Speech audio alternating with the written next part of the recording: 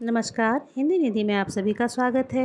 कहानियों की श्रृंखला में आज की हमारी कहानी है हिंदी कथा सम्राट कहे जाने वाले प्रेमचंद जी की द्वारा लिखी गई उनकी प्रसिद्ध कहानी बड़े भाई साहब। प्रेमचंद साहित्य लेखन को उद्देश्यपरक मानते थे और इसी भाव को बड़े भाई साहब कहानी में उन्होंने जय पराजय अथवा पास फेल के बीच संघर्षपूर्ण विचारों में परंपरागत आदर्श की जीत को मुख्य उद्देश्य माना है। इस कहानी में पात्रों का बड़ा ही सूक्ष्म स्पष्ट मनोवैज्ञानिक चिंतन प्रस्तुत हुआ है। पढ़ाई के लिए नित्य टाइम टेबल बनाना, फिर खेलने के समय उसे ध्वस्त कर देना, बावजूद कक्षा में छोटे भाई का अव्वल आना तथा बड़े भाई साहब का बार बार एक ही कक्षा में फेल होकर भी छोटे भाई को पढ़ाई के लिए डांटना स्वयं उनके अपराध बोध या हीन भावना को उजागर करता है। चलिए हम इस कहानी को पढ़ना आरंभ करते हैं। मेरे भाई साहब मुझसे 5 साल बड़े थे, लेकिन 3 दर्जे आगे। उन्होंने भी उसी उम्र में पढ़ना शुरू किया था जब मैंने शुरू किया, लेकिन तालीम जैसे महत्व के मामले में वह जल्दीबाजी से काम लेना पसंद न करते थे। इस भवन की बुनियाद खूब मजबूत डालना चाहते थे जिस पर आलीशान महल बन सके। 1 साल का काम 2 साल में करते थे, कभी कभी 3 साल भी लग जाते थे। बुनियाद ही पुख्ता ना हो तो मकान कैसे पायदार बने। मैं छोटा था, वह बड़े थे। मेरी उम्र 9 साल की, वह 14 साल के थे। उन्हें मेरी तंबीह और निगरानी का पूरा जन्मसिद्ध अधिकार था और मेरी शालीनता इसी में थी कि उनके हुक्म को कानून समझूं। वह स्वभाव से बड़े अध्ययनशील थे, हरदम किताब खोले बैठे रहते और शायद दिमाग को आराम देने के लिए कभी कॉपी पर, कभी किताब के हाशियों पर चिड़ियों, कुत्तों, बिल्लियों की तस्वीरें बनाया करते थे। कभी कभी एक ही नाम या शब्द या वाक्य 10-20 बार लिख डालते थे। कभी एक शेर को बार बार सुंदर अक्षरों में नकल करते, कभी ऐसी शब्द रचना करते जिसका कोई अर्थ न होता, न कोई सामंजस्य। मसलन एक बार उनकी कॉपी पर मैंने यह इबारत देखी। उन्होंने लिखा था, स्पेशल, अमीना, भाइयों भाइयों, दरअसल, भाई भाई। इसके बाद एक आदमी का चेहरा बना हुआ था। मैंने चेष्टा की कि इस पहेली का कोई अर्थ निकालूं, लेकिन असफल रहा और उनसे पूछने का साहस न हुआ। वह 9वीं जमात में पढ़ते थे और मैं 5वीं में। उनकी रचनाओं को समझना मेरे लिए छोटा मुँह बड़ी बात थी। मेरा जी पढ़ने में बिल्कुल न लगता था। 1 घंटा भी किताब लेकर बैठना पहाड़ था।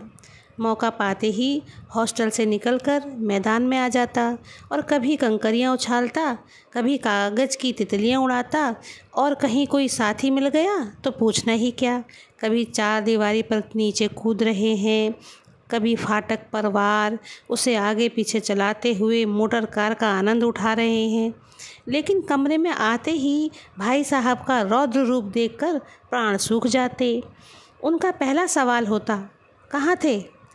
हमेशा यही सवाल इसी ध्वनि में पूछा जाता और इसका जवाब मेरे पास केवल मौन था। न जाने मुँह से यह बातें क्यों न निकलती कि ज़रा बाहर खेल रहा था।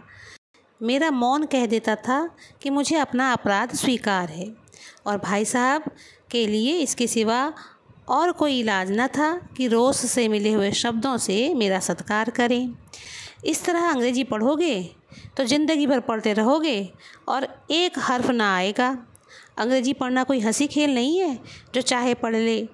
नहीं ऐरा गैरा नत्थु खैरा, सभी अंग्रेजी के विद्वान हो जाते। यहाँ रात दिन आँखें फोड़नी पड़ती हैं और खून जलाना पड़ता है, तब कहीं यह विद्या आती है।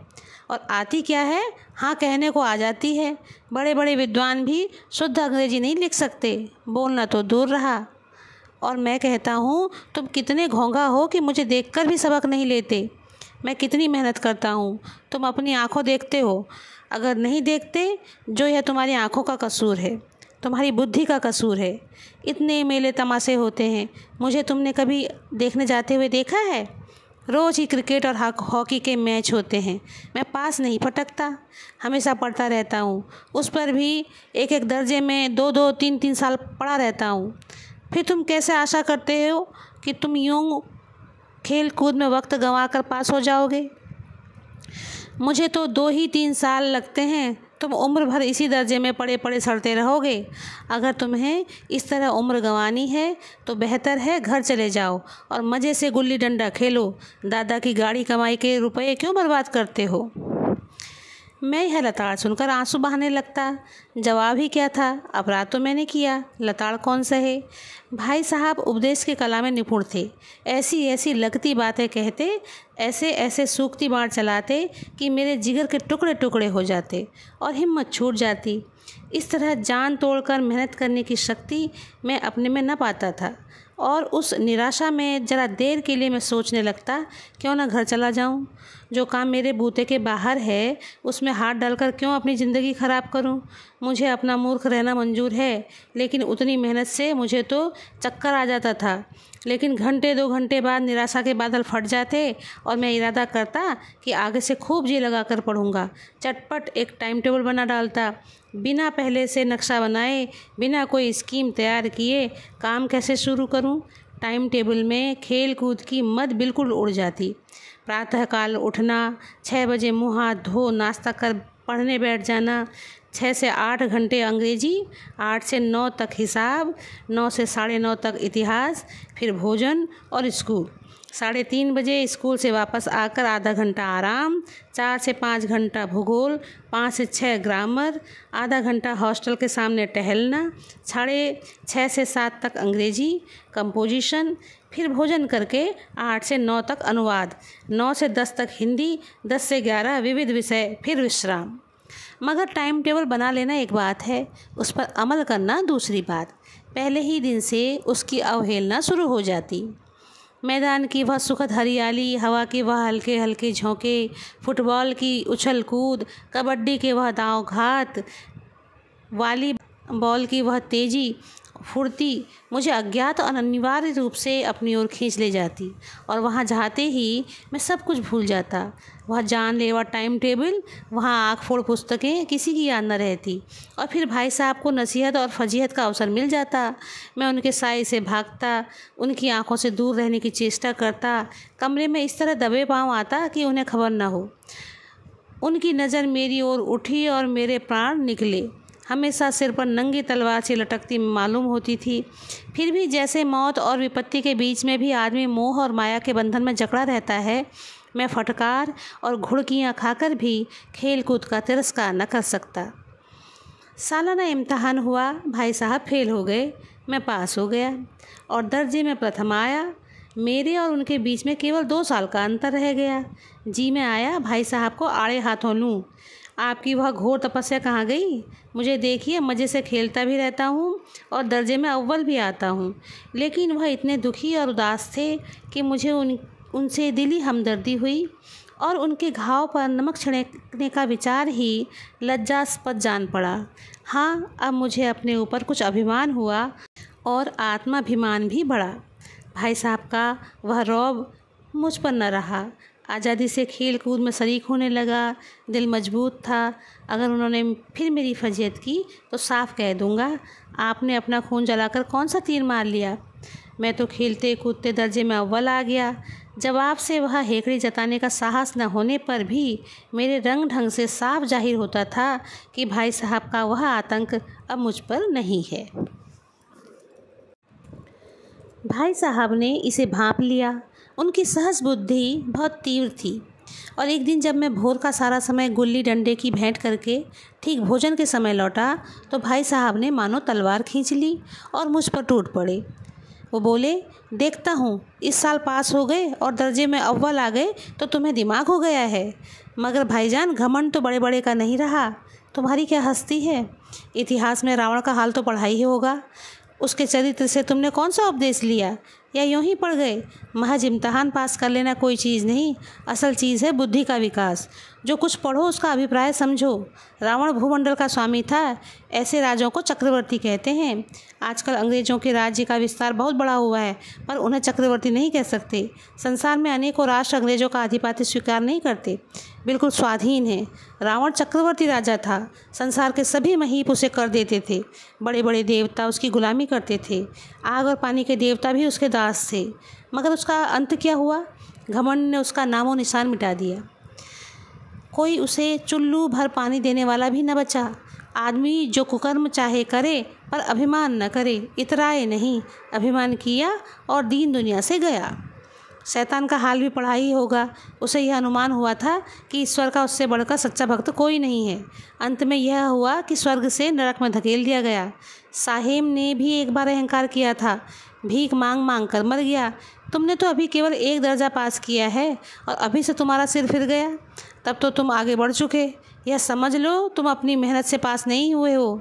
अंधे के हाथ बटेर लग गई है, मगर बटेर केवल एक बार हाथ लग सकती है, बार बार नहीं। कभी कभी गुल्ली डंडे में भी अंधा चोट निशाना पड़ जाता है, उससे कोई सफल खिलाड़ी नहीं हो जाता।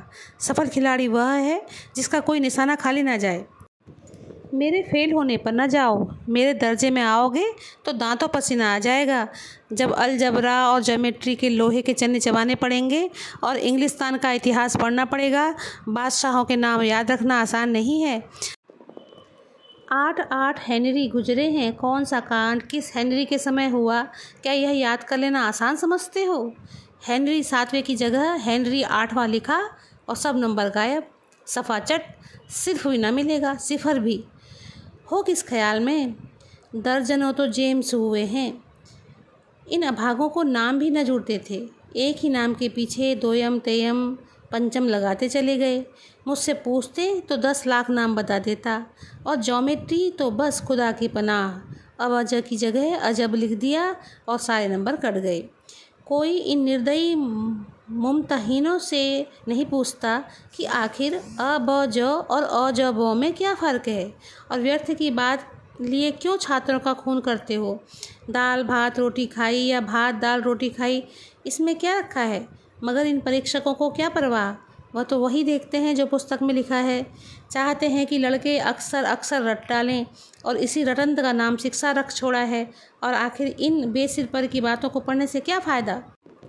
कौन नहीं जानता कि समय की पाबंदी बहुत अच्छी बात है।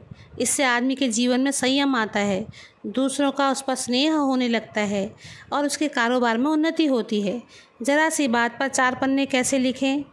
जो बात एक वाक्य में कही जा सकती है उसे 4 पन्ने में लिखने की ज़रूरत क्या है? मैं तो इसे हिमाकत समझता हूँ। यह तो समय की किफ़ायत नहीं बल्कि उसका दुरुपयोग है कि व्यर्थ में किसी बात को ठूंस दिया। हम चाहते हैं आदमी को जो कुछ कहना हो चटपट कह दे और अपनी राह ले, मगर नहीं, आपको 4 पन्ने रंगने पड़ेंगे, चाहे जैसे लिखिए, और पन्ने भी पूरे फुल स्केप आकार के। यह छात्रों पर अत्याचार नहीं तो और क्या है? अनर्थ तो यह है कि कहा जाता है संक्षेप में लिखो। समय की पाबंदी पर संक्षेप में एक निबंध लिखो, 2-4 पन्नों से कम न हो। ठीक, संक्षेप में 4 पन्ने हुए, नहीं शायद 100-200 पन्ने लिखवाते। तेज भी दौड़िए और धीरे भी, है ना उल्टी बात? बालक भी इतनी सी बात समझ सकता है, लेकिन इन अध्यापकों को इतनी तमीज़ भी नहीं। उस पर दावा कि हम अध्यापक हैं, मेरे दर्जे में आओगे लाला तो ये सारे पापड़ बेलने पड़ेंगे, और तब आटे दाल का भाव मालूम होगा। इस दर्जे में अव्वल आ गए हो, वो ज़मीन पर पाँव नहीं रखते। इसलिए मेरा कहना मानिए, लाख फेल हो गया हूँ लेकिन तुमसे बड़ा हूँ। संसार का मुझे तुमसे ज़्यादा अनुभव है। जो कुछ कहता हूँ उसे गिरह बांधिए, नहीं तो पछताएंगे। स्कूल का समय निकट था, नहीं ईश्वर जाने यह उपदेश माला कब समाप्त होती। भोजन आज मुझे निस्वाद सा लग रहा था। जब पास होने पर यह तिरस्कार हो रहा है तो फेल हो जाने पर तो शायद प्राण ही ले लिए जाएं। भाई साहब ने अपने दर्जे की पढ़ाई का जो भयंकर चित्र खींचा था, उसने मुझे भयभीत कर दिया। कैसे स्कूल छोड़कर घर नहीं भागा, यही ताज्जुब है। लेकिन इतने तिरस्कार पर भी पुस्तकों में मेरी अरुचि ज्यों की त्यों बनी रही। खेल कूद का कोई अवसर हाथ से न जाने देता। पढ़ता भी था मगर बहुत कम, बस इतना कि रोज़ का टास्क पूरा हो जाए और दर्जे में जलील न होना पड़े। अपने ऊपर जो विश्वास पैदा हुआ था वह फिर लुप्त हो गया और फिर चोरों का सा जीवन कटने लगा। फिर सालाना इम्तहान हुआ और कुछ ऐसा संयोग हुआ कि मैं फिर पास हुआ और भाई साहब फिर फेल हो गए। मैंने बहुत मेहनत न की पर न जाने कैसे दर्जे में अव्वल आ गया।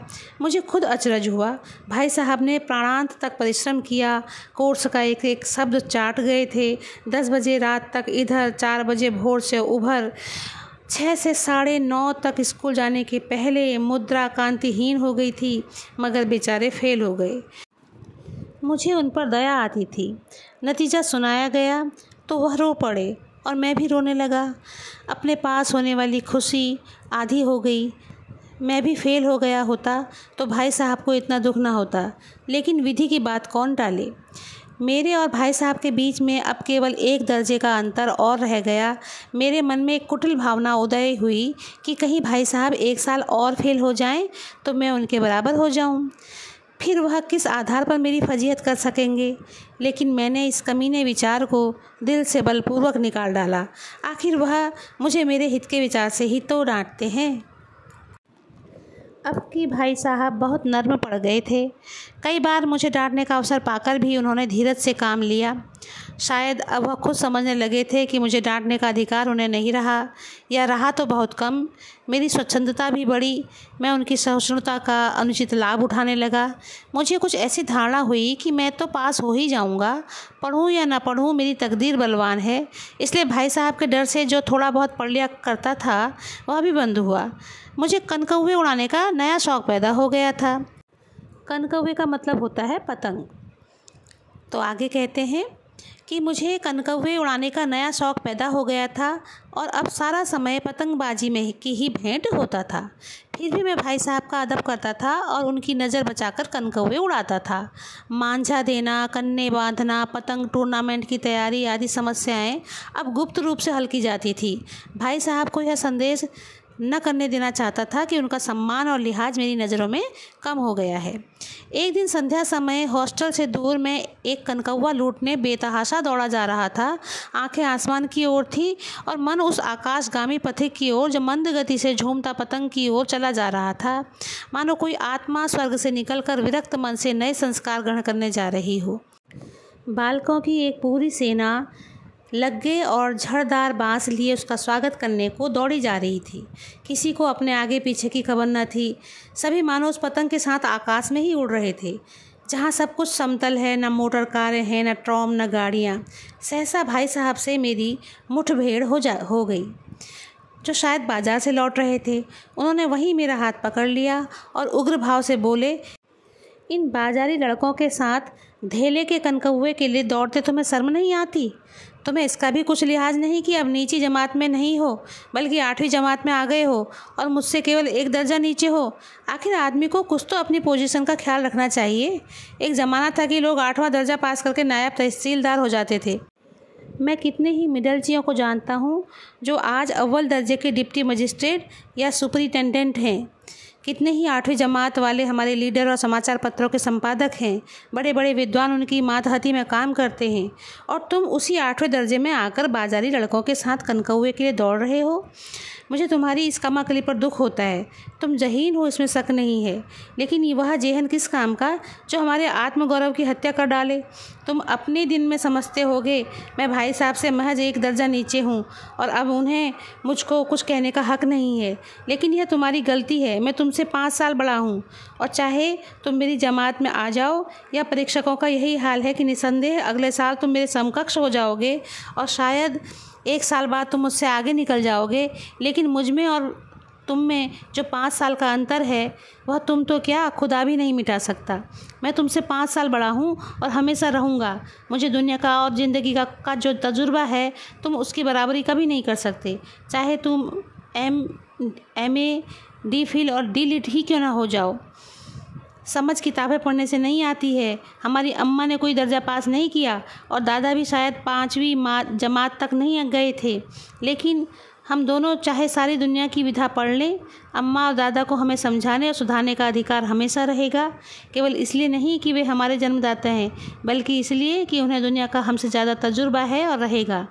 अमेरिका में किस तरह की राज्य व्यवस्था है और 8वें हेनरी ने कितने विवाह किए और आकाश में कितने नक्षत्र हैं, यह बात चाहे उन्हें न मालूम हो, लेकिन हज़ारों ऐसी बातें हैं जिनका ज्ञान उन्हें हमसे और तुमसे ज़्यादा है।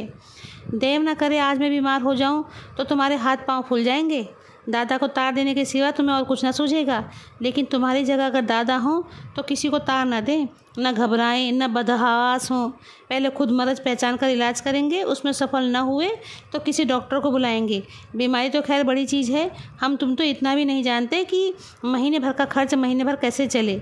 जो कुछ दादा भेजते हैं उसे हम 20-22 तक खर्च कर डालते हैं और पैसे पैसे को मोहताज हो जाते हैं। नाश्ता बंद हो जाता है, धोबी और नाई से मुँह चुराने लगते हैं। लेकिन जितना आज हम और तुम खर्च कर रहे हैं उसके आधे में दादा ने अपनी उम्र का बड़ा भाग इज्जत और नेक नामी के साथ निभाया है और एक कुटुंब का पालन किया है जिसमें सब मिलकर 9 आदमी थे।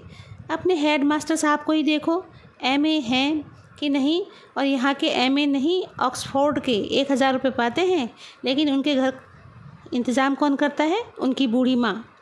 हेड मास्टर साहब की डिग्री यहाँ बेकार हो गई। पहले खुद घर का इंतज़ाम करते थे, खर्च पूरा ना पड़ता था, कर्जदार रहते थे। जब से उनकी माताजी ने प्रबंध अपने हाथों में लिया है, जैसे घर में लक्ष्मी आ गई है। तो भाईजान, यह ज़रूर दिल से निकाल डालो कि तुम मेरे समीप आ गए हो और अब स्वतंत्र हो। मेरे देखते तुम बेराह नहीं चल पाओगे। अगर तुम यूँ न माने तो मैं, थप्पड़ दिखाकर उन्होंने कहा, इसका प्रयोग भी कर सकता हूँ और मैं जानता हूँ तुम्हें मेरी बातें जहर लग रही होंगी। मैं उनकी इस नई युक्ति से नतमस्तक हो गया। मुझे आज सचमुच अपनी लघुता का अनुभव हुआ और भाई साहब के प्रति मेरे मन में श्रद्धा उत्पन्न हुई। मैंने सजल आंखों से कहा, हरगिज़ नहीं, आप जो कुछ फरमा रहे हैं वो बिल्कुल सच है और आपको कहने का अधिकार है। भाई साहब ने मुझे गले लगा लिया और बोले, कनकौवे उड़ाने को मना नहीं करता, मेरा भी जी ललचाता है, लेकिन क्या करूं? खुद बेराह चलूं तो तुम्हारी रक्षा कैसे करूं? यह कर्तव्य भी तो मेरे ही सिर है।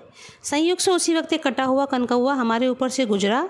उसकी डोर लटक रही थी और लड़कों का एक झुंड उसके पीछे पीछे दौड़ा चला आता था। भाई साहब लंबे हैं ही, उछलकर उसकी डोर पकड़ ली और बेतहासा हॉस्टल की तरफ दौड़े। मैं उनके पीछे पीछे दौड़ रहा था और यहीं पर यह कहानी समाप्त हो जाती है। तो इस प्रकार इस कहानी के माध्यम से प्रेमचंद्र जी ने मानवीय सूक्ष्म मानसिकता को उद्घाटित किया है। बड़े भाई साहब बहुत मेहनत से अध्ययन करते हैं, किंतु परीक्षा का परिणाम शून्य आता है, और वहीं छोटे भाई साहब खेलते कूदते हुए भी उत्तम परिणामों से पास होते रहते हैं।